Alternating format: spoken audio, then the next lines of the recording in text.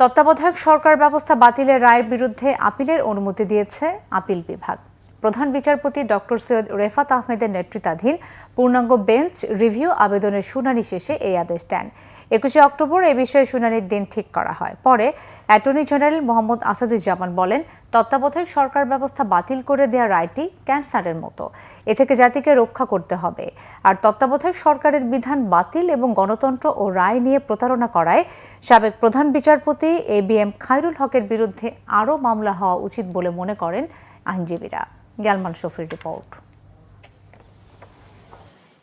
তত্ত্বাবধায়ক সরকারের ব্যবস্থা বাতিল করে সংবিধানের ত্রয়োদশ সংশোধনীকে অবৈধ ঘোষণা করে রায় দেন তৎকালীন প্রধান বিচারপতি খায়রুল হকের নেতৃত্বাধীন 7 সদস্যের আপিল বেঞ্চ।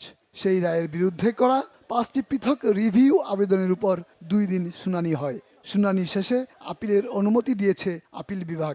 প্রধান বিচারপতি জেলে যাওয়ার কারণ হচ্ছে তিনি শুধু বিচার বিভাগকে ধ্বংস করেন নাই, এদেশের মানুষের সমস্ত অধিকারকে ধুলায় মিশিয়ে দিয়েছেন।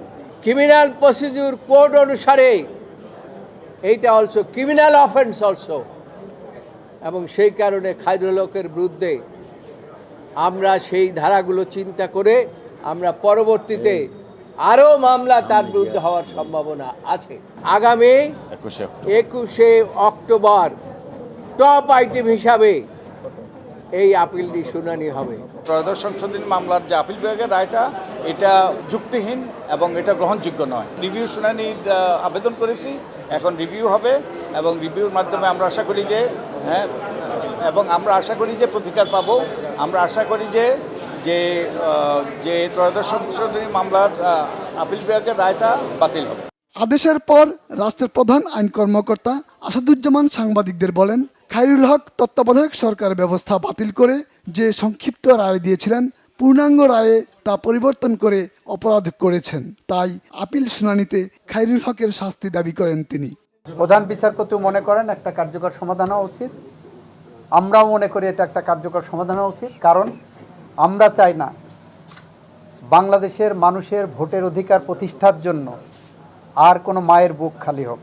মানুষের কথা বলার অধিকার, গণতান্ত্রিক অধিকার, সাংবিধানিক অধিকার দীর্ঘস্থায়ীভাবে এটা একটা সমাধান হবে।